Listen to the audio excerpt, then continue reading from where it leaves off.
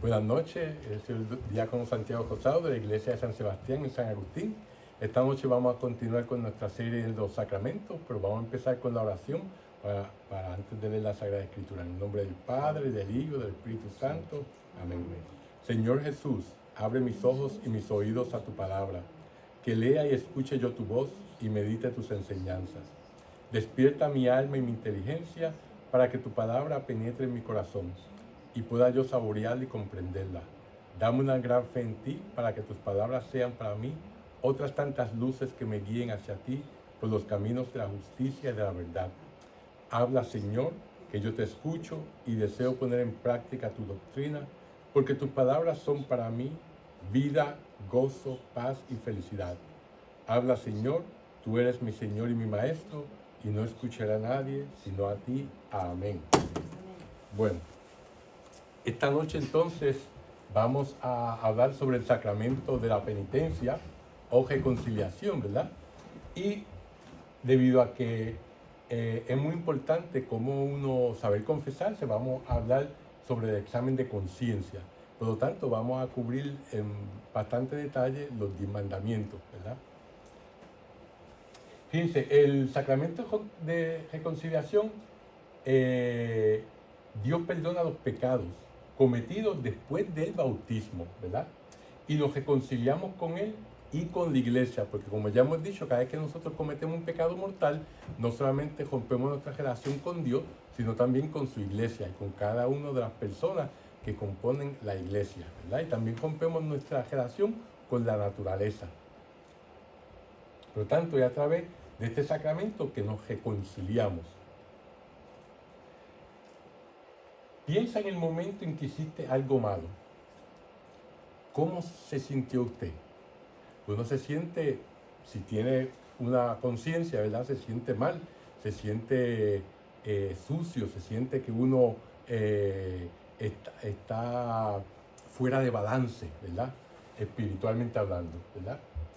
Las dos palabras que pueden liberarnos de todos esos malos sentimientos asociados con hacer algo mal son te perdono, ¿verdad? Y Jesús nos dio este sacramento para que pudiéramos escuchar a Dios y decirnos esas palabras a través de un sacerdote, ¿verdad? El sacerdote está representando a Jesús en la confesión, ¿verdad?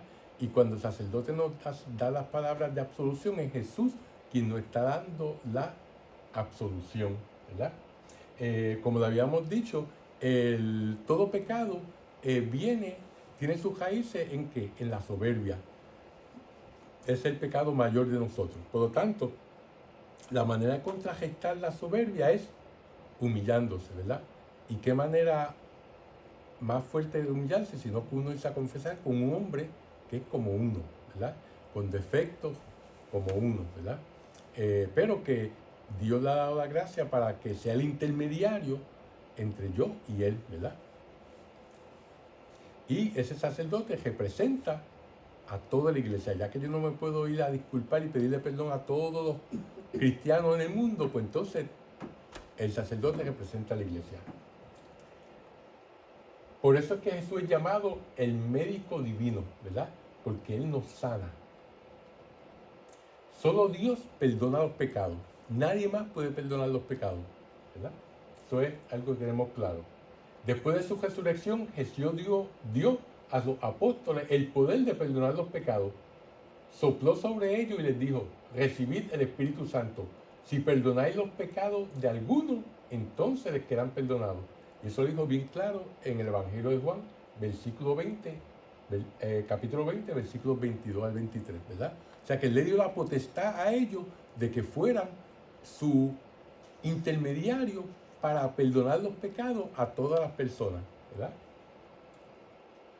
Y sopló sobre ellos, como dice, le dio el Espíritu Santo.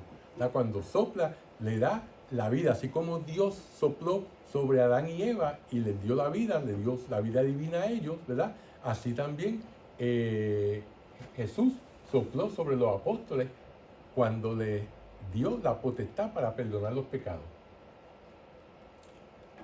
Hoy en día Jesús, a través de los sucesores de los apóstoles, nuestro obispo y sacerdote, nos perdona y nos da la absolución, ¿verdad? Por eso de que uno se confiesa con Dios directamente, eso va en contra de lo que nos dice la Sagrada Escritura y de lo que Jesucristo instituyó. ¿Sabía usted que Jesús contó una parábola sobre la oveja perdida, verdad? Donde el pastor deja a otros 99 para buscar a la oveja perdida. Y cuando la encuentra se alegra, ¿verdad? Se la pone sobre los hombros y se alegra, ¿verdad? Jesús también contó una parábola sobre una mujer que pierde una moneda y la busca en la casa hasta que la encuentra. Y luego llama a los vecinos para celebrar, ¿verdad? Eso nos lo dice Lucas. O sea que todas esas parábolas son ¿de qué? De perdón, de búsqueda. Dios siempre nos está buscando a nosotros, ¿verdad? Nos está conquistando para que tengamos una relación con Él, ¿verdad? Y cuando nosotros cometemos un pecado mortal, Él nos da la gracia de que nosotros reconozcamos, nos demos cuenta que hemos cometido un pecado mortal y nos da la gracia de arrepentirnos por ese pecado mortal, ¿verdad?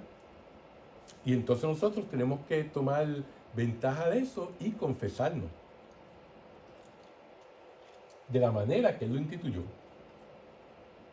Estas dos parábolas, como dije, muestran cuánto Dios se preocupa y quiere a cada uno de nosotros, ¿verdad? Hay otras más, pero quise escoger estas dos para dar estos ejemplos. Ahora, el pecado es un acto o una omisión, una falta de acción, ¿verdad? Eso es una omisión, en el que faltamos al amor. Por eso cuando al principio de la misa rezamos en la oración del yo me confieso, ¿verdad? Que decimos yo me confieso ante Dios Padre Todopoderoso y ante ustedes hermanos, que he pecado mucho de pensamiento, palabra, obra y omisión, ¿verdad? Son las cuatro maneras en que uno peca, ¿verdad? Con malos pensamientos, con palabras que hieren, que llenan de odio, o con las acciones de nosotros, ¿verdad? Y cuando dejamos de hacer algo bueno, si vemos a alguien en necesidad y no le ayudamos, aunque podamos, entonces estamos cometiendo el pecado de omisión. Cuando desobedecemos a Dios por el pecado, nos separamos de Él y de los demás miembros de la iglesia, como ya hemos dicho anteriormente, ¿verdad? O sea que se forma ahí un acantilado entre medio de nosotros de Dios, ¿verdad? Eso es lo que hace el pecado. Pero con la gracia del Espíritu Santo nos arrepentimos de nuestros pecados y decidimos cambiar nuestras vidas, ¿verdad? Este cambio en el que mejoramos nuestra vida se llama conversión, que viene del griego metanoia, ¿verdad? Metanoia es un cambio de dirección. Yo voy en la dirección del mal, voy en la dirección de la perdición, voy en la dirección de la muerte, y entonces por la gracia de Dios cambio de dirección y entonces voy en la dirección del bien, ¿verdad? Voy en la dirección de la vida, del amor. Fíjense, esta palabra hebrea, ¿verdad? Porque el idioma hebreo no tiene vocales, solamente tiene consonantes. Era la que se usaba para pecado. Y esta palabra significa fallar el tiro al blanco. Cuando pecamos, estamos fallando en alcanzar la marca de la santidad, ¿verdad? Estamos ahí fallando en nuestra vida. Así como los hebreos describían el pecado, ¿verdad? Es fallar, el llegar a ser santo, a hacer la voluntad de Dios, ¿verdad? Entonces, cuando fallamos en hacer la voluntad de Dios, es que pecamos. Otra manera de verlo, ¿verdad? Por eso, esa palabra en hebreo es la palabra para pecado.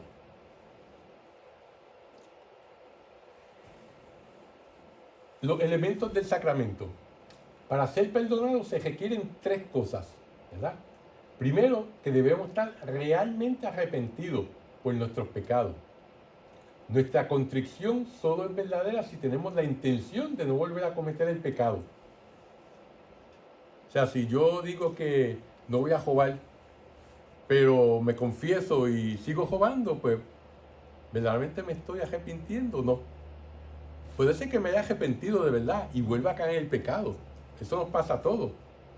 Pero Dios solamente sabe si verdaderamente eso viene del pecado.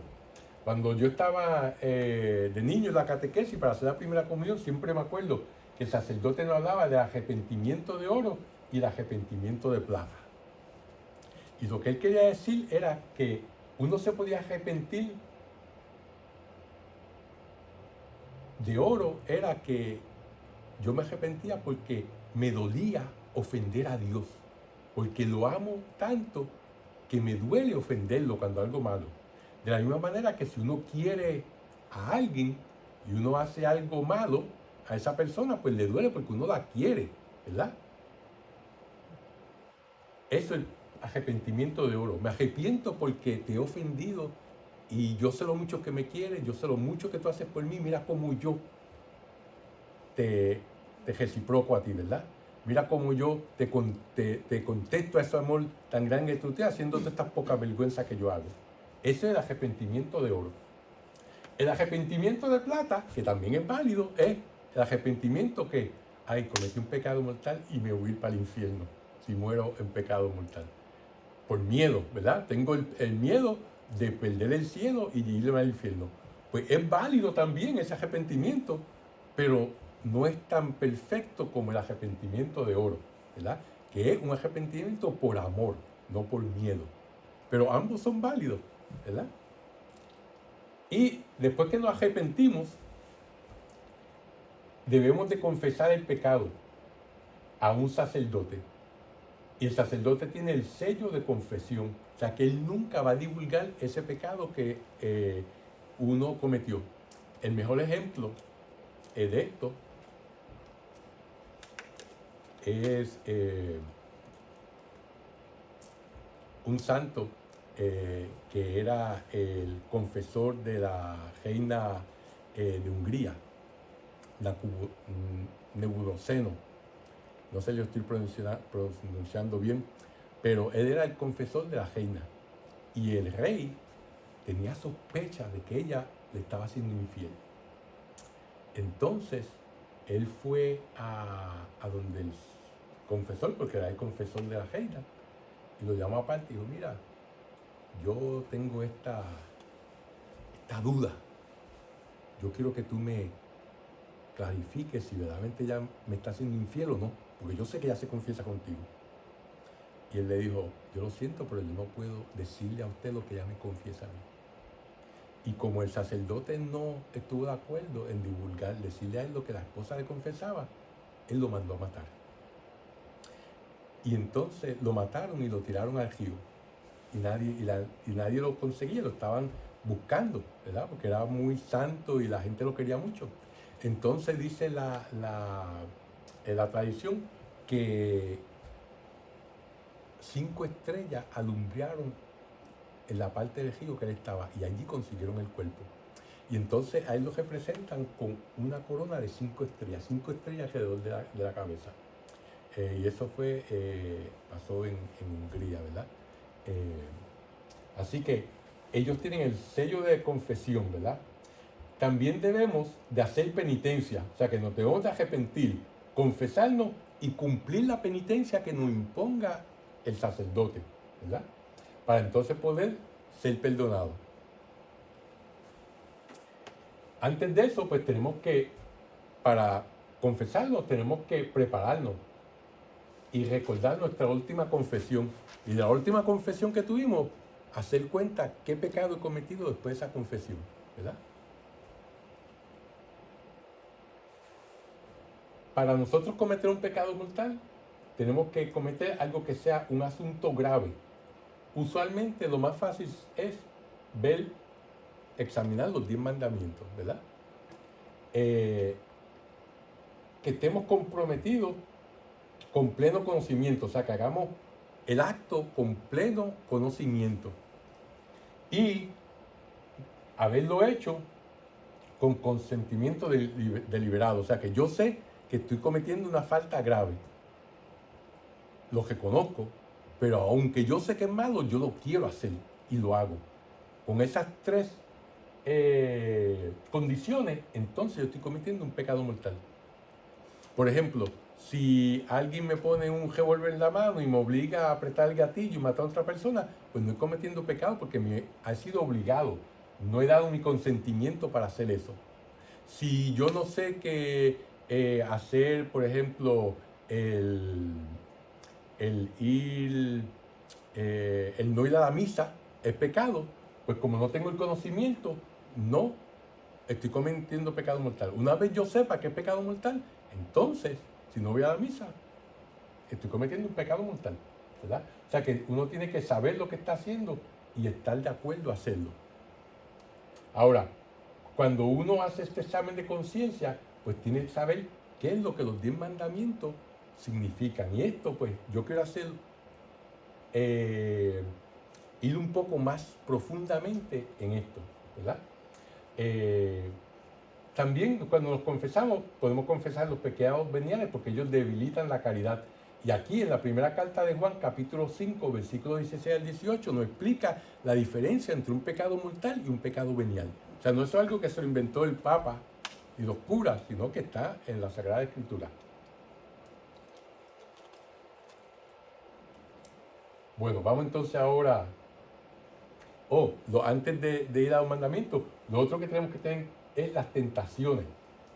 Nosotros todos estamos expuestos a diario a tentaciones, pero las tentaciones no son pecados, ¿verdad? Las tentaciones son el ejercicio del alma. Porque si yo logro superar una tentación, entonces mi alma se fortalece y puede estar más preparada para entonces evitar una tentación más grande, ¿verdad? Por ejemplo, si uno llevan donas al trabajo y uno pues evita comérsela, es una tentación el comérsela, pero uno se echa para las ve y no se las come, pues entonces eso lo fortalece a uno para cuando verdaderamente venga una tentación más grande, ¿verdad? Entonces, pues uno puede decir que no, ¿verdad? En el caso de los muchachos, ven una muchacha bonita en la calle, el verla y admirarla no es un pecado. Pero si cae en la tentación de hacer una película de ella y él en la mente, teniendo relaciones, pues entonces ahí ya cayó en pecado de pensamiento, ¿verdad? O sea que las tentaciones no son malas, siempre y cuando uno no caiga en ellas. Jesucristo fue tentado y no cayó en las tentaciones, ¿verdad? Cuando se fue al desierto y el diablo lo tentó. O sea que las tentaciones lo que nos ayudan es a fortalecer nuestra alma. Bueno, ahora sí que vamos a ir un poquito más a los 10 mandamientos. Vamos a empezar por el primer mandamiento de la ley de Dios, ¿verdad? ¿Cuál es el primer mandamiento? Pues el primer mandamiento es amar a Dios sobre todas las cosas. Lo tenemos en el libro del Éxodo, ¿verdad? ¿Cómo se conoce que una persona ama a Dios? ¿Cómo nosotros sabemos si nosotros amamos a Dios? Bueno, se conoce que una persona ama a Dios si se esfuerza por cumplir los mandamientos, ¿verdad? Pues nos dijo Jesús bien claramente, yo los llamo mis amigos si ustedes cumplen mis mandamientos. Ustedes son mis amigos si cumplen mis mandamientos. Si le ofrece a Dios lo que hace y lo que sufre, ¿verdad? No solamente las cosas buenas que hacemos, sino que lo que sufrimos. Si reza varias veces al día y se esfuerza por no pecar. Y usted dirá, pero eso está rezando. El rezo lo que significa es que nos comunicamos con Dios, ¿verdad? Que estamos en contacto. El rezar es hablar con Dios. Y eso debemos de hacerlo nosotros cuando estamos trabajando, se nos presenta una situación difícil. Decimos, oye, ¿cómo voy a salir de esta? Y cómo, ¿verdad? Mentalmente o verbalmente lo podemos hacer. O sea, eso lo que significa es que si nosotros verdaderamente lo queremos, ¿verdad? Pues vamos a estar en comunicación con Él. Así como estamos en comunicación con las personas que queremos. La llamamos por teléfono, si no vive en el pueblo, le mandamos un email y así por el estilo, ¿verdad? Porque queremos tener esa relación, esa comunicación. Por eso ustedes ven que pues todas esas, las redes sociales, eso están llenas porque la gente quiere estar en comunicación. Pues eso con Dios no es diferente. Por lo tanto, también haciendo obras buenas, ¿verdad? Porque si lo amamos a Él, entonces el amor que le tenemos a Él va a traducirse en amor a nuestro prójimo. Por lo tanto, vamos a hacer obras buenas, ¿verdad? Pues así como se conoce si una persona ama a Dios. Ahora, ¿qué es amar a Dios sobre todas las cosas? Pues amar a Dios sobre todas las cosas es quererlo más que a todas las criaturas y bienes de la tierra. De modo que estemos dispuestos a perderlo todo antes de ofenderlo, ¿verdad? Santo Tomás de Aquino nos dice que hay 4 ídolos que nosotros le rendimos pleitesía, que 4 ídolos con los cuales sustituimos a Dios. Hay muchos más ídolos, pero estos son los principales, ¿verdad? Y el primer ídolo que él dice es la riqueza, el dinero, ¿verdad? Es algo que la gente, el dinero no es malo, es neutral, pero si uno lo utiliza para algo malo, es malo. Si uno toda su vida es buscando dinero y todo lo que hacemos es y dejamos la familia por ir a trabajar, no porque necesitemos, sino porque queremos la cuenta de banco que crezca, ¿verdad? Y el dinero es todo lo que es lo más importante en nuestra vida, pues entonces ese es nuestro Dios. Y estamos amando el dinero más que a Dios, ¿verdad? Los placeres. Dios nos dio los placeres para, o sea, que no son malos, son si abusamos de ellos. Si por ejemplo nos dio el placer de uno tomar un sorbo de agua cuando uno tiene sed, ¿verdad? Le dio el placer de uno tomarse una copa de vino, le dio el placer de uno comer una comida cuando está hambriento, ¿verdad? Satisfacer el hambre. Nos dio el placer de estar en una relación sexual con nuestra esposa o esposo, ¿verdad? Todo eso son placeres que Dios nos ha dado. Si nosotros hacemos de esos placeres el centro de nuestra vida, entonces se convierten en nuestro ídolo, en nuestro Dios, ¿verdad? No son malos, si abusamos de ellos, ¿verdad? Entonces sufrimos las consecuencias del abuso. Si comemos más de la cuenta, pues la salud se empeora. Si tomamos alcohol más de la cuenta, el hígado se nos daña y así por el estilo. Todos los placeres son buenos en moderación, ¿verdad? El tercer ídolo es el poder. El poder, todos tenemos poder sobre nuestros hijos, sobre nuestros cónyuges, sobre personas en el trabajo, ¿verdad? Y el poder no es malo, el poder es bueno, Dios lo llamamos todopoderoso, ¿verdad? Si Dios es poderoso, pues quiere decir que, pero Él lo usa el poder para bien. Si nosotros utilizamos el poder para mal, para nuestra propia satisfacción, pues entonces ahí es que estamos en problemas, ¿verdad? Si todo lo que quiero es que todo el mundo haga las cosas como yo digo, cuando yo digo y como yo las digo, pues entonces estamos en problemas, ¿verdad? Y el cuarto ídolo es la gloria. El que nosotros quejamos ser el centro de todo. De que la gente nos admire, que la gente nos rinda pleitesía, que la gente diga, ese es el cheche o la cheche, ¿verdad? Es la vanagloria. Otra vez, la gloria no es mala. Hablamos de la gloria de Dios. Es bueno uno ser reconocido cuando hace algo bueno. Pero si ese es lo que nosotros, todo lo único que buscamos en la vida, pues entonces eso se convierte en nuestro Dios, ¿verdad? Y entonces no estamos amando a Dios sobre todas las cosas. Intercambiamos el creador por la criatura, por dinero, por placeres, por poder, por gloria, ¿verdad? Nada de eso, al fin y al cabo, nos da la felicidad que estamos buscando. Porque solamente Dios nos las puede dar. Por lo tanto, ¿a qué más nos obliga el primer mandamiento? El primer mandamiento nos obliga a tener fe en Dios y confiar en su bondad y tener gran respeto hacia Él, ¿verdad? Ahora, ¿quiénes pecan contra el primer mandamiento? Pecan contra el primer mandamiento los que niegan la existencia de Dios, los ateos, ¿verdad? Están pecando contra ese primer mandamiento. Los que niegan las verdades de la fe o viven como si Dios no existiera. Hay ateos intelectuales que son los menos, pero hay muchos ateos prácticos que viven como si Dios no existiera, ¿verdad? Los que ignoran culpablemente las verdades de la religión y los que desconfían de la misericordia de Dios y los que cometen sacrilegios. O sea, una persona no es lo mismo ser un niño en medio de África que nunca ha ido a hablar de Jesús y de la iglesia, pero tiene en su corazón la ley natural, ¿verdad? Pues tiene que seguir esa ley natural. Nosotros que hemos Se nos ha enseñado quién es Jesucristo, los sacramentos, y se nos ha enseñado todo eso. Si le damos la espalda a todo eso, entonces ahí estamos en problemas. Y muchas veces le damos la espalda porque por vagancia, porque no es fácil seguir a Dios, ¿verdad?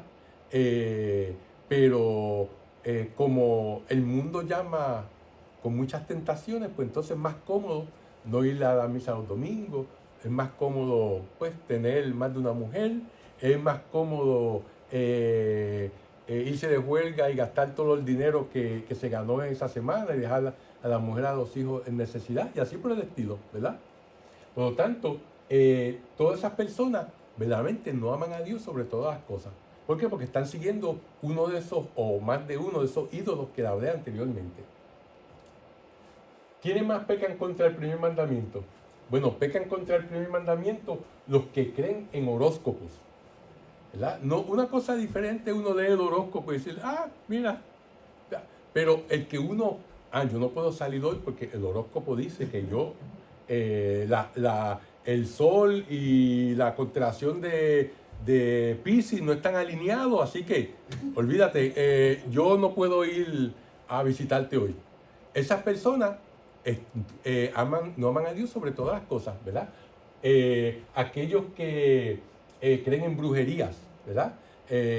Quieren saber el futuro, quieren que le vean las palmas de la mano para saber qué es lo que está, ¿verdad? Pues no están confiando en Dios, ¿verdad?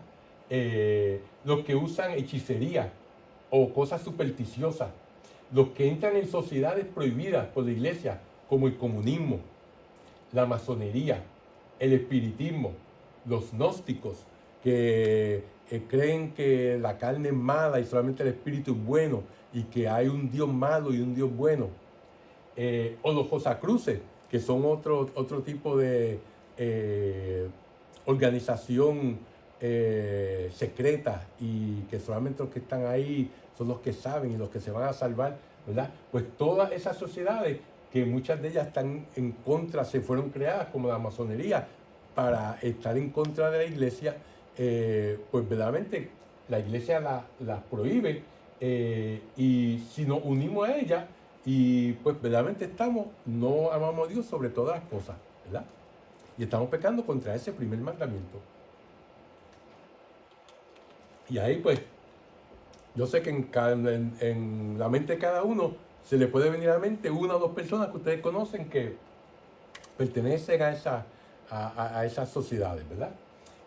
O que van al mediunidad para que le diga qué es lo que me va a pasar en el futuro, este trabajo me conviene, y esa muchacha me conviene a mí. O sea, todas esas cosas es que buscando saber el futuro, porque no confían en Dios, no confían en la misericordia de Dios, ¿verdad? En la providencia de Dios. Y por eso están pecando contra este primer mandamiento. Miren que mucho incluye ese primer mandamiento, ¿verdad?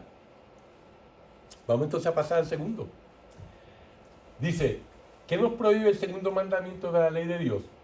Donde dice que no jurar su santo nombre en vano, ¿verdad? Nos prohíbe jurar sin grave necesidad, o con mentira, o con pronunciar el nombre de Dios sin respeto o reverencia, ¿verdad? Cuando juramos por cualquier bobería, ¿verdad? Jurar es poner a Dios por testigo de lo que decimos, que lo que decimos es verdadero, y que lo que prometemos sí lo vamos a cumplir, ¿verdad? Solamente cuando, por ejemplo, uno está en un juicio, ¿verdad?, que está siendo testigo, y le piden que le ponga mano sobre la Biblia y jure, pues, y ya eso es diferente, que algo que es grave, ¿verdad? Se está juzgando a una persona y puede ser su vida la que esté de por medio, ¿verdad? Su libertad. Por lo tanto, pues eso es diferente. Pero por eso Jesús nos dice en el Evangelio, diga sí cuando es sí y dice no cuando es no. No tienes que jurar por el trono de Dios, por Jerusalén, nada de eso, ¿verdad? Jurar en vano es jurar sin grave necesidad, o jurar diciendo que es cierto lo que es mentira, que es peor, ¿verdad? O jurar hacer lo que no se debe de hacer, o lo que no podemos hacer, o lo que no queremos hacer, ¿verdad? Pero por salir del paso, pues. Por lo tanto, eso es jurar en vano, ¿verdad?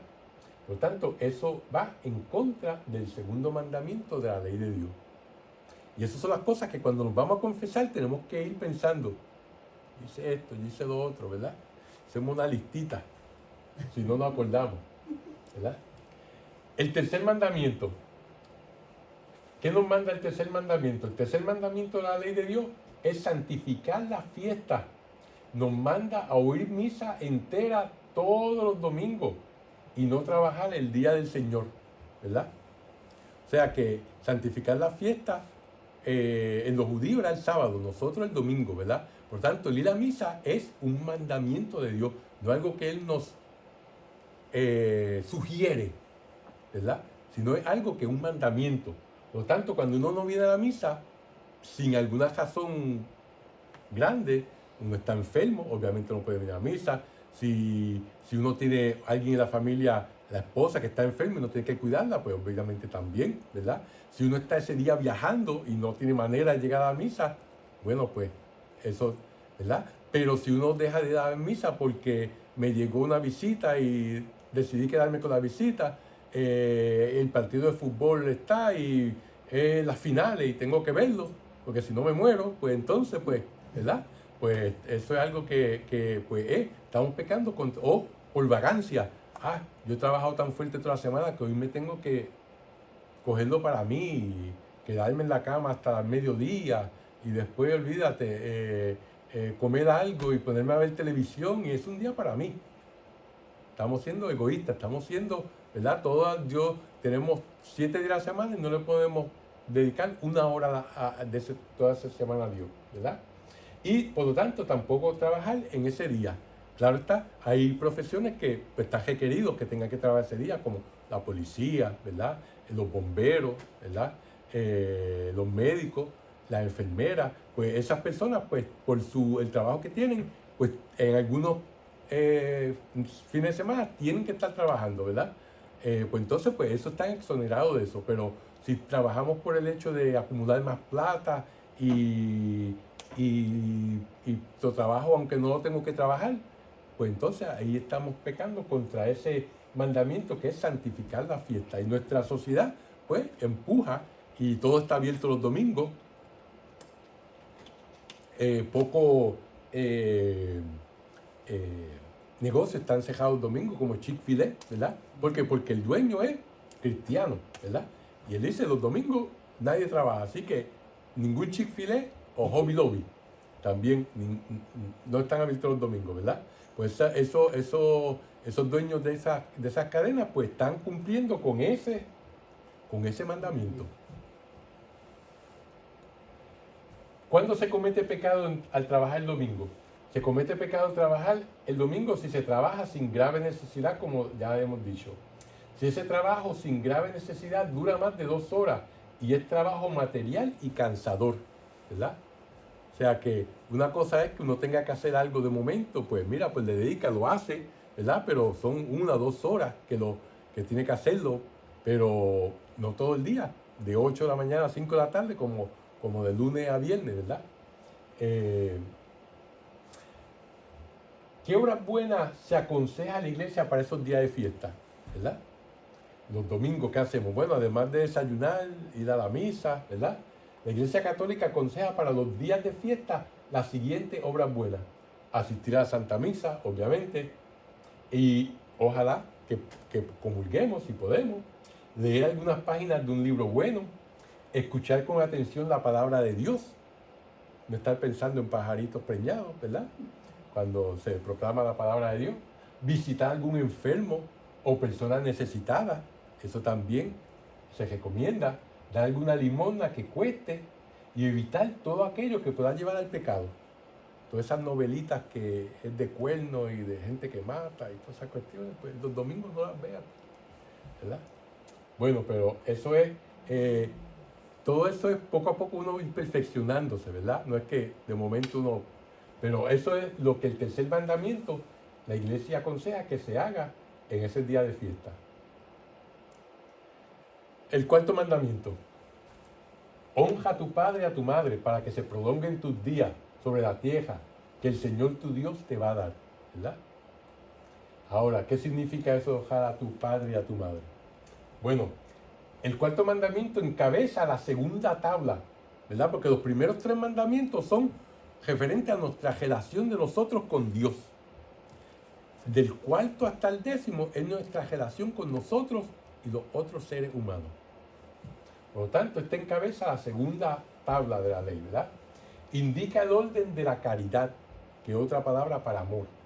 Dios quiso que después de Él honrásemos a nuestros padres, a los que les debemos la vida y que nos han transmitido el conocimiento de Dios. Y estamos obligados a honrar y a respetar a todos los que Dios, para nuestro bien, ha investido en su autoridad. Ahí sí que hay unas cuantas personas, además de los padres, ¿verdad? Este mandamiento implica y sobreentiende los deberes de los padres, tutores, maestros, jefes, magistrados, gobernantes, de todos los que ejercen una autoridad sobre otro o sobre una comunidad de personas. Por eso es que el poder es algo que uno tiene que utilizarlo de una manera buena. Pues si uno utiliza el poder para mal, ¿verdad? Entonces, uno que tiene que ser alguien a que otras personas tienen que honrar porque tiene autoridad, ¿verdad?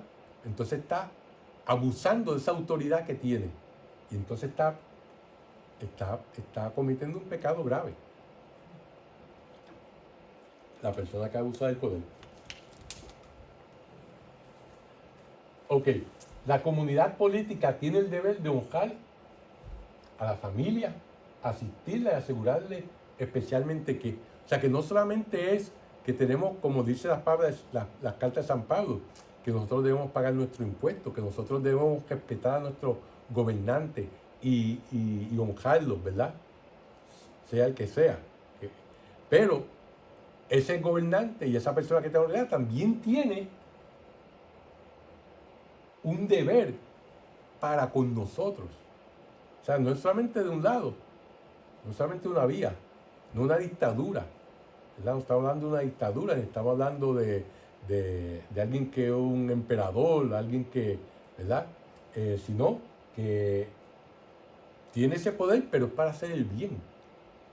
¿Y cómo ese ente político hace el bien?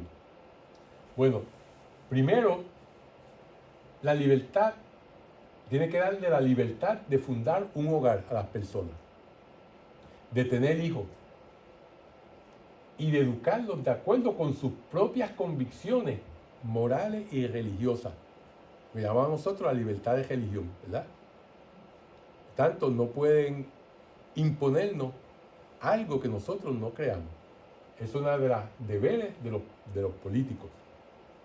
La protección de la estabilidad del vínculo conyugal y de la institución familiar. Eso es algo que han roto, ¿verdad? ¿Por qué? Porque ahora la familia puede ser cualquiera.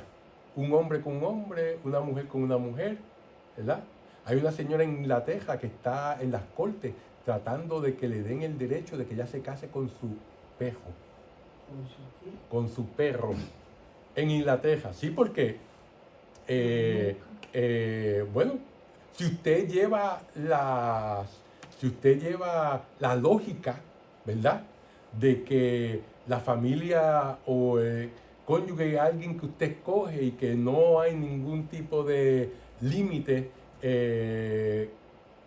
pues que puede ser un hombre con un hombre, una mujer con una mujer, pues ella dice, pues, ¿verdad? Yo quiero a mi perro y yo quiero dejarle mis posesiones, por lo tanto yo quiero que se me permita que él sea mi esposo. Y está en las cortes en Inglaterra, vamos a ver qué acaba eso. O sea que las cosas van llevando hasta cuando no se protege la estabilidad del vínculo conyugal, hasta eso llegamos, ¿verdad?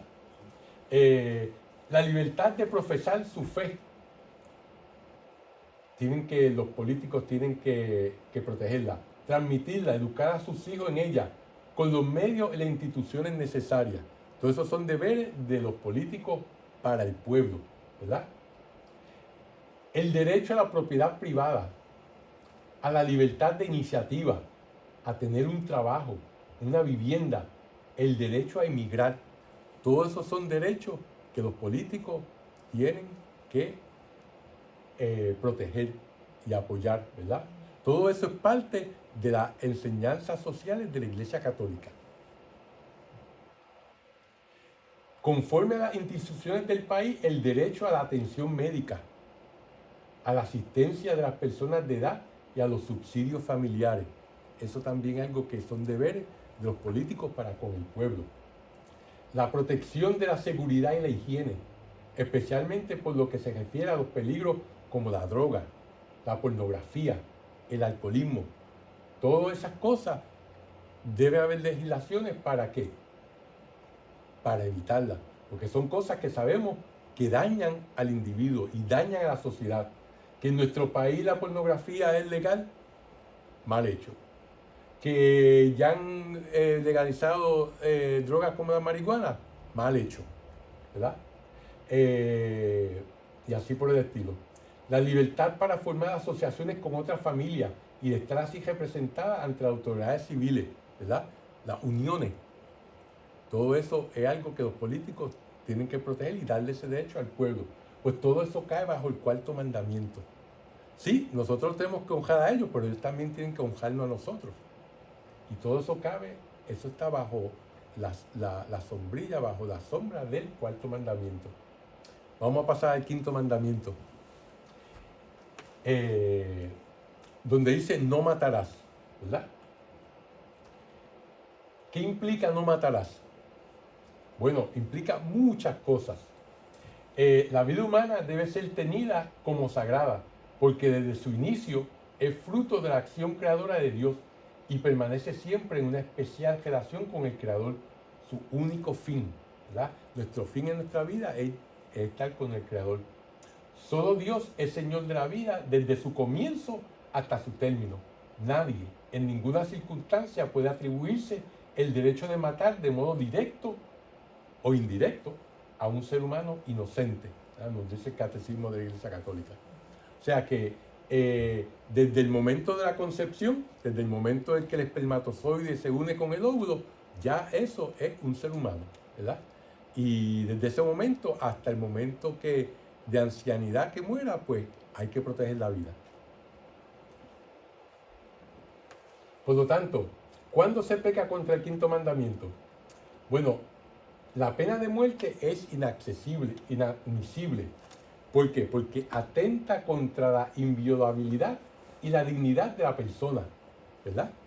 O sea que la pena de muerte no debe existir porque tenemos los medios de mantener a una persona encejada de por vida. Es peor ese castigo que el que la maten. Y cuando se mata a una persona, se le está quitando la oportunidad de que pueda arrepentirse del pecado que cometió, ¿verdad? Por lo tanto, por eso es que la Iglesia Católica está en contra de la pena de muerte.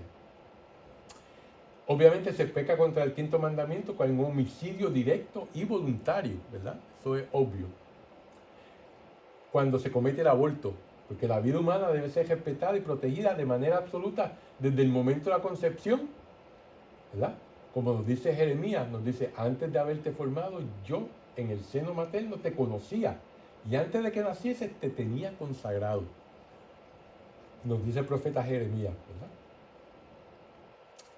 La eutanasia, matar a los viejitos o a los que son retardados mentales, como ya está legalizado en estados como Oregón y Washington, ¿verdad? Donde se puede quitar la vida a una persona para que no sufra. Así como se hace a los pejitos y a los gatos, para que no sufran. Así mismo ya se está haciendo a las personas. En Europa, ya por décadas, ya se está haciendo, ¿verdad? El suicidio.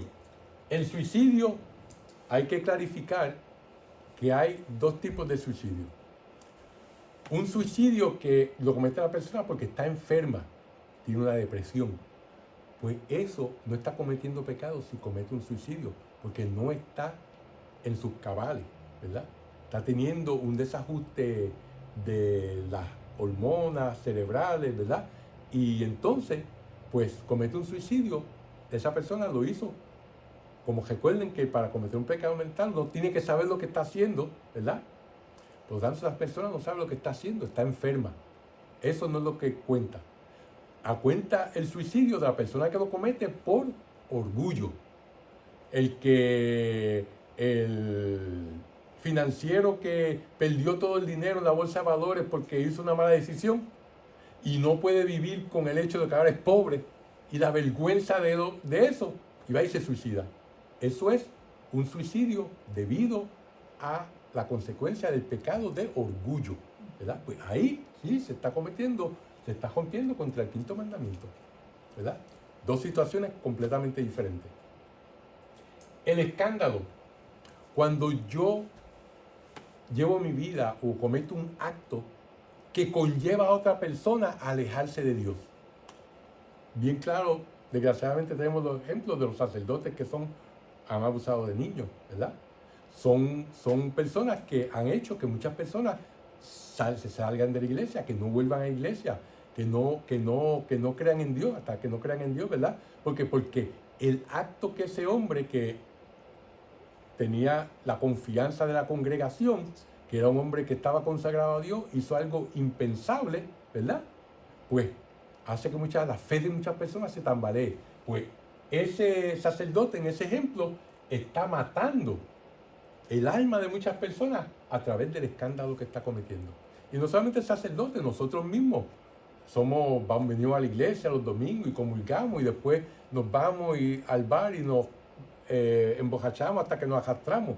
Estamos haciendo escándalo. Otra versión es, pero oye, ese no es el que va a la iglesia todos los domingos.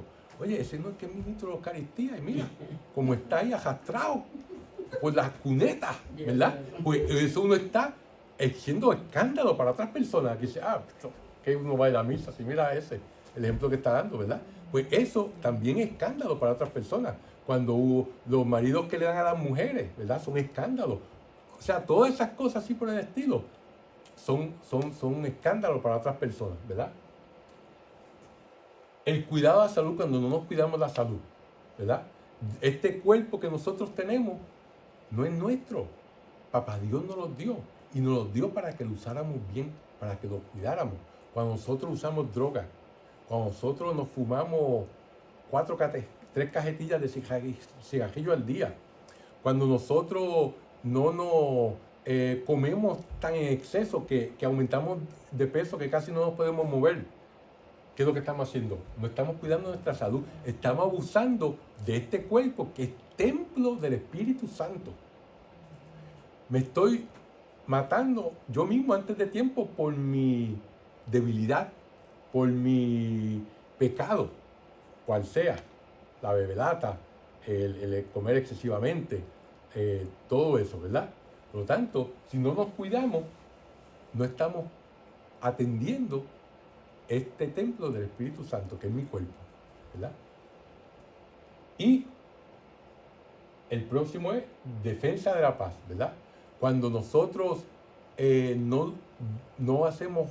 luchamos por la paz, no ayudamos a otras personas, lo que hacemos es que sembramos cizaña, ¿verdad? Pues entonces estamos matando también la relación de esa persona con otra persona o con Dios, ¿verdad? Por lo tanto, tenemos que defender la paz en nuestros hogares, en nuestros trabajos, ¿verdad? Y eso así como empezamos para que también de esa manera defendemos la paz en el mundo entero. Miren todo lo que ese quinto mandamiento implica, ¿verdad? Cuando nos vamos a confesar, tenemos que pensar en eso. ¿He sido motivo de escándalo o no? Vamos ahora al sexto mandamiento, y ese sí que es jugoso. El sexto mandamiento. ¿Qué prohíbe el sexto mandamiento? El sexto mandamiento prohíbe hacer actos impuros. En inglés dice, do not commit adultery, pero eso es muy limitado. Adulterio solamente es un acto. En español es no fornicar, ¿verdad? O no cometer actos impuros. Eso ya abarca mucho más, ¿verdad? Que es cualquier acto sexual fuera del matrimonio, ¿verdad? Cuando consentimos malos pensamientos, también eso es contra el pecado, contra el sexto mandamiento. Pensamiento impuro, malos deseos, mirar a malas figuras, ¿verdad? Pornografía, tener malas conversaciones, donde uno sonsaca a las personas, cuando que uno le dice cosas que le pueden entrar a la mente malos pensamientos, ¿verdad? También estamos pecando contra el sexto mandamiento. Ahora, ¿cuáles son los principales pecados contra el sexto mandamiento? Bueno, pues tenemos que estos pecados contra el sexto mandamiento son la fornicación, que como les dije es cualquier acto sexual fuera del matrimonio. Por lo tanto, un acto sexual de un hombre con un hombre es pecado mortal. Una mujer con una mujer es pecado mortal. Un hombre casado con una mujer soltera es pecado mortal. Una mujer casada con un hombre soltero es pecado mortal. Dos que no se han casado, que están conviviendo juntos, es pecado mortal. Porque están teniendo sexo fuera del sacramento del matrimonio, ¿verdad? El adulterio, ¿verdad? Que obviamente es algo muy claro que está en contra del sexto mandamiento. Y el adulterio no solamente es que uno se vaya con otro, ahí también implica las parejas que se intercambian. Dicen, no, pero eso es mutuo acuerdo. Dos parejas pues se intercambian la esposa y pues eso también es una forma de adulterio y es bastante común desgraciadamente en esta sociedad. La masturbación, ¿por qué? Porque la masturbación estoy utilizando el placer sexual para satisfacerme yo, cuando el placer sexual nosotros lo tenemos para satisfacer al cónyuge, ¿verdad? El placer sexual yo estoy dándome, ¿verdad? Y estoy buscando que la otra persona tenga placer, y al ver que la otra persona tiene placer, yo también tengo placer, ¿verdad? Pero la masturbación es un acto egoísta, ¿verdad? Y que disocia el placer sexual del acto reproductivo, ¿verdad? La homosexualidad también es un pecado contra el sexto mandamiento. Que la sociedad lo apruebe, que desgraciadamente muchas de nuestros hermanos separados, algunas iglesias protestantes, aceptan y promueven la homosexualidad, eso es desgraciadamente una desviación de la enseñanza que está bien clara en la Biblia, ¿verdad? Si nos leemos el capítulo 1 de la carta de San Pablo a los romanos, bien claro, en los versículos del 20 al 30, nos dice bien claro de que es pecado cuando un hombre tiene relaciones con un hombre o una mujer con una mujer. ¿Por qué? Porque eso es una expresión de idolatría, ¿verdad? Porque estoy, como les dije, los 4 ídolos. ¿Se acuerdan los 4 ídolos de Santo Tomás de Aquino? Uno de ellos el placer. Por lo tanto, el placer para esa persona es lo más importante. Y entonces no siguen la ley de Dios. Por lo tanto, eso están cometiendo el pecado de idolatría, además de que rompen el sexto mandamiento. Leer libros malos, mirar revistas pornográficas y ver películas sexuales es algo que va en contra del sexto mandamiento. Muchos psicólogos recomiendan a las parejas, si estás teniendo problemas en el matrimonio, pues mira, que los dos vean una película para que se motiven, ¿verdad? Una película pornográfica. Muchos psicólogos eso lo promueven como terapia sexual. Pero la pornografía lo que hace es que hace de la otra persona un objeto, aunque sea dentro del matrimonio. Ella está ahí para satisfacerme a mí. Así que yo la voy a utilizar para cuando yo tenga deseos de satisfacerme, ella está ahí, ¿verdad? Entonces la otra persona se convierte en un objeto. Y eso es un pecado mortal. Porque la relación no es para mí, para yo satisfacerme, es para que yo satisfacerla a ella y ella satisfacerme a mí. Y cuando la pornografía promueve ¿qué? El adulterio. ¿Por qué? Porque entonces si lo que ven en la película pornográfica, que se paran de patada arriba y tienen el sexo ella mirando para abajo y él agajado de una baja acá arriba, dice, pues yo quiero hacer eso, pero mi marido no puede hacer eso, pues es capaz que el vecino lo puede hacer. Y entonces eso promueve. Ha habido estudios, de ese ejemplo, ha habido estudios de la Universidad de Wayne en North Carolina, donde han hecho estudios donde se ha visto que parejas que ven pornografía regularmente, hay un 300% más probabilidades de cometer adulterio. Porque eso distorsiona lo que es la relación sexual distorsiona la relación entre la pareja, ¿verdad? Y algo que verdaderamente hace un daño físico y mental, ¿verdad? Pero es algo que la gente gasta billones de dólares en este país. Oír con gusto chistes de doble sentido y cantar o escuchar con gusto canciones inmorales. Uno no puede prender la radio entonces, porque eso es todo lo que está en la radio, ¿verdad? Por lo tanto, uno tiene que verdaderamente seleccionar qué es lo que uno oye, qué es lo que uno lee, qué es lo que uno habla, ¿verdad? Porque lo que habla la boca es lo que piensa la mente, ¿verdad? Y lo que piensa la mente es lo que está en nuestro corazón. Así que uno tiene que verdaderamente poco a poco, todos tenemos que educarnos y poco a poco pues dejar hábitos que hemos tenido por toda la vida, ¿verdad? Para verdaderamente no caer en el pecado de romper el sexto mandamiento. Miren que mucho hay en ese sexto mandamiento, ¿verdad? Mucha tela donde cortar. Por eso es que dice que por lo menos uno debe confesarse una vez al año, pero miren, ¿usted se baña una vez al año? No. ¿Usted come una vez al año? No. Por lo tanto, debe de confesarse más frecuentemente porque uno peca más de lo que uno... y ahora que yo he hecho partícipe de todos estos detalles, entonces ahora sí que ustedes son responsables de esto, porque ahora lo saben, ¿verdad?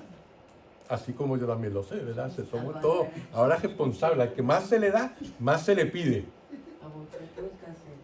¿Y qué debemos de hacer para practicar la virtud de la pureza? ¿Verdad? Porque eso es lo que contrarresta esto. Para practicar la virtud de la pureza, debemos evitar las ocasiones peligrosas. Como decía mi consejero espiritual cuando yo era jovencito, me decía, si no te quieres caer por el barranco, no camines cerca del borde, ¿verdad?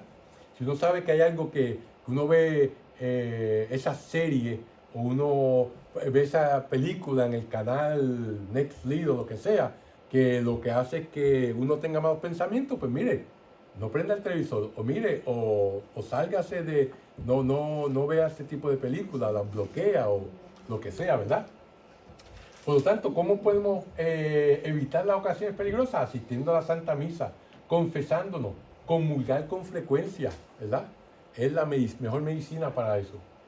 Ser devoto de la Santísima Virgen, como yo le digo a los muchachos, cuando ustedes vean una muchacha en la calle, que es un monumento de muchacha, y usted dice, wow, tremendo, y usted ya va a empezar a tener esos malos pensamientos, mire, récese un Ave María, y usted verá como todos esos pensamientos se van, eso es como un exorcismo para esos momentos de tentación, ¿verdad?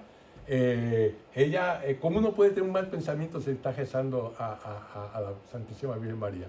No, una cosa no es compatible con la otra. Y se va. Yo se lo aseguro, practíquenlo, pruébenlo. Y si es lo contrario. También las tentaciones no solamente son para los hombres, también para las mujeres. Les pasa igualmente lo mismo cuando ven así un individuo así con mucho músculos, ¿verdad? Y bien definido, pues ahí también se les va los ojitos también. Ellas también tienen las mismas tentaciones que nosotros tenemos. No es diferente. ¿Ok? Por lo tanto, tenemos que evitar la lectura sensual en cambio del libro santo e interesante. Tenemos que pensar en el juicio de Dios que nos espera. Cuando tenemos el juicio privado, que es cuando morimos, pero después el juicio final, ahí todo el mundo va a ver lo que usted hizo. Eso es como una película para todo el mundo, ¿verdad? Ahí entonces uno piensa, ándate, pan. Oye, no vean eso.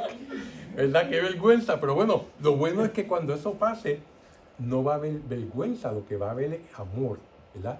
Y aunque usted no lo crea, usted no va a juzgar a su hermano por eso, sino que va a haber misericordia, ¿verdad? Para todos nosotros. Siempre, ¿verdad? Porque dice que la misericordia se ríe del juicio. Siempre que nosotros hayamos tenido una vida de misericordia, siempre que nosotros hayamos amado a Dios y hayamos hecho el bien, pues entonces así mismo nos tenemos que temer del juicio, ¿verdad? Como que decía mi abuela, el que no tiene hecha no tiene sospecha, Bueno, hacer de vez en cuando, un sacrificio y pedir a Dios muchas veces la pureza con pequeños pero fervorosas oraciones, ¿verdad? En todo momento en el día, como decía Santa Teresa de Lixú, el que usted recoja un pinche del piso, si lo hace con amor, eso es una acción inmensa. Pues así mismo son las oraciones, ¿verdad?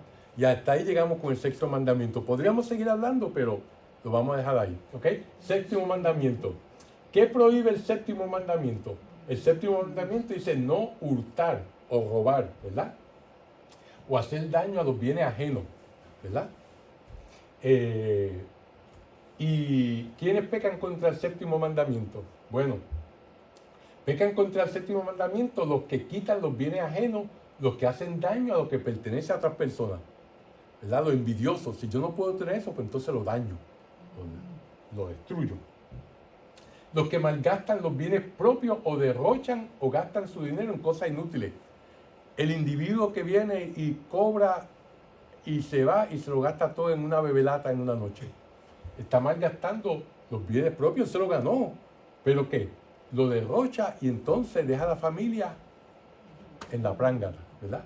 Y entonces no le provee las cosas necesarias a los hijos y a la esposa, ¿verdad? Por tanto, está robándole a ellos algo que es bienes necesarios. Los que hacen trampa en los negocios, eso también están robando. Los que no pagan las deudas, los que no devuelven lo prestado y los que no pagan a los obreros el salario justo. Fortune 500, eso está ahí, olvídate, ¿verdad? Y así por el estilo. O sea que no solamente el uno con una pistola y robar a alguien, sino el no darle salario justo a los obreros, el no de coger algo prestado sabiendo que no lo puede devolver o no lo quiere devolver, ¿verdad? Eso también se está pecando contra el séptimo mandamiento.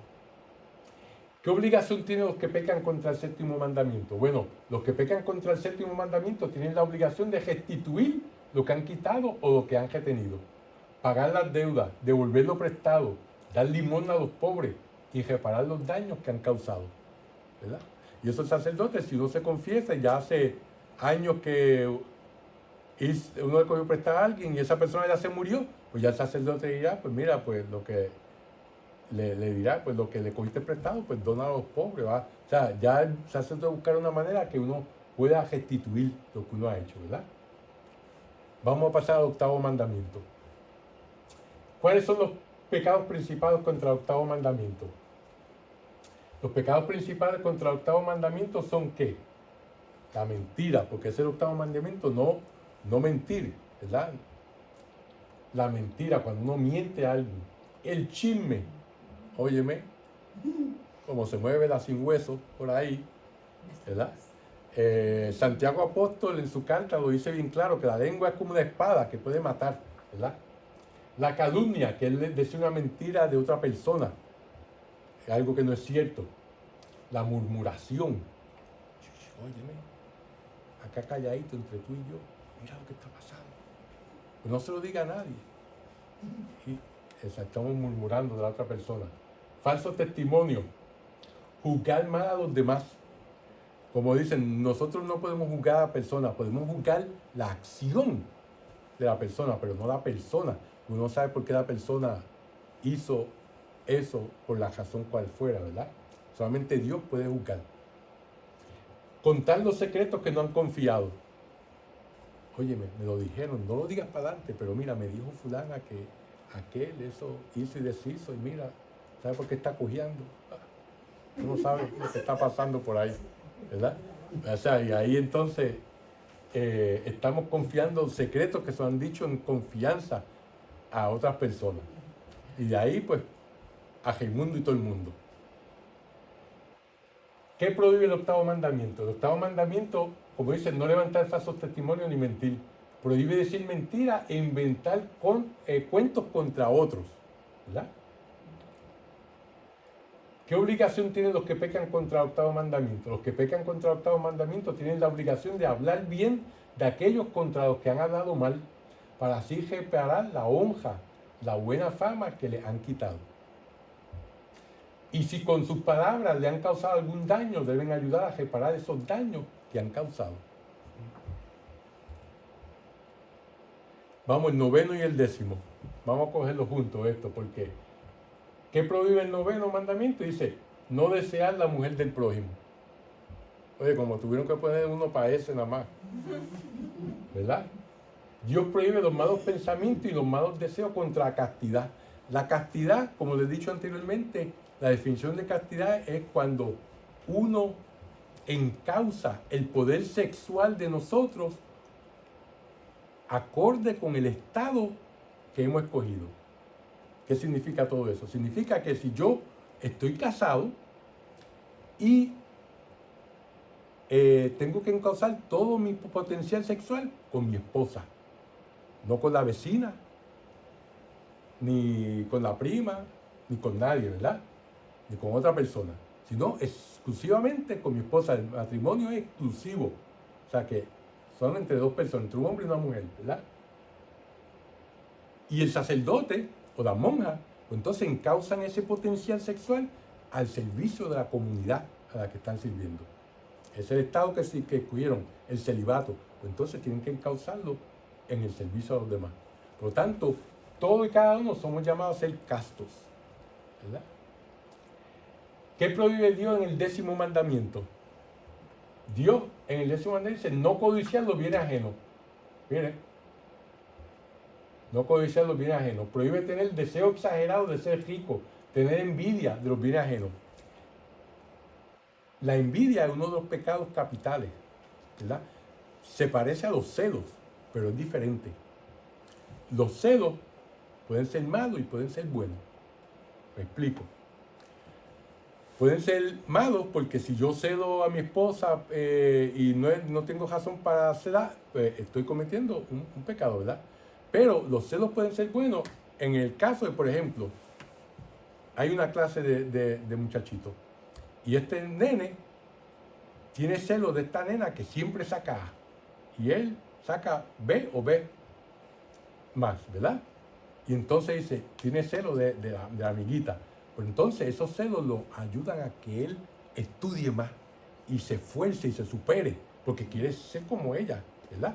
Pues entonces esos celos son positivos. La envidia es diferente. La envidia siempre es pecado, porque la envidia es yo quiero tener o yo quiero ser como esa persona, pero si no puedo tenerlo o serlo, entonces le causo daño. Eso es la envidia. Por lo tanto, la envidia siempre es un pecado. Por eso es uno de los 7 pecados capitales, ¿verdad? En el caso del ejemplo del niño y la niña, pues entonces si celo, pues él se esforzó y se mejoró. Pero si es un envidioso, entonces ¿qué hace? Trata de causarle daño a ella para que no salga bien en el examen. Le bota el libro o le joba la asignación para que saque mala nota, ¿verdad? Entonces está siendo envidioso, porque como él no lo puede hacer, pues entonces quiere que ella salga mala. Por eso es la diferencia entre la envidia y los celos, ¿verdad? Por lo tanto, cuando somos envidiosos, pecamos contra el 10º mandamiento. Y podríamos hablar más, pero vamos a seguir. Los efectos del sacramento de la confesión, que es lo que estamos hablando. Esto fue un paréntesis para cuando vayamos a confesarnos, hagamos un buen examen de conciencia, ¿verdad? El sacramento perdona los pecados y nos quita el castigo, ¿verdad? De ir al infierno. Nos fortalece contra las tentaciones, ¿verdad? Porque cuando lo confesamos, nos humillamos, sabemos, y entonces pues ya la próxima vez pues quiero evitarlo. Nos trae paz porque nos reconcilia con Dios y la iglesia. Cuando uno se confiesa, uno sale de ahí que cuando ha quitado un peso de encima, ¿verdad? Se siente purificado. Y el ejemplo mejor que nos dio Jesús fue cuando perdona a la mujer que fue que la encontraron cometiendo adulterio, ¿verdad? Y la querían apedrear. Y entonces ahí es que él dijo que el que esté libre de pecado que tire la primera piedra. Y después que cuando le preguntó a ella, ¿nadie te condena? Dijo, no. Dice, pues yo tampoco te condeno. Pero ¿qué le dijo inmediatamente? Ve y no peques más, ¿verdad? Esa es la condición para el perdón, que uno verdaderamente se haya arrepentido, y cuando uno tiene un arrepentimiento de corazón, entonces uno no va a volver a pecar. Y con eso vamos entonces a dar por terminada la clase esta noche. Vamos entonces a hacer la oración final. En nombre del Padre, del Hijo y del Espíritu Santo. Dios te salve María, llena eres de gracia, el Señor es contigo, bendita tú eres entre todas las mujeres, y bendito es el fruto de tu vientre Jesús.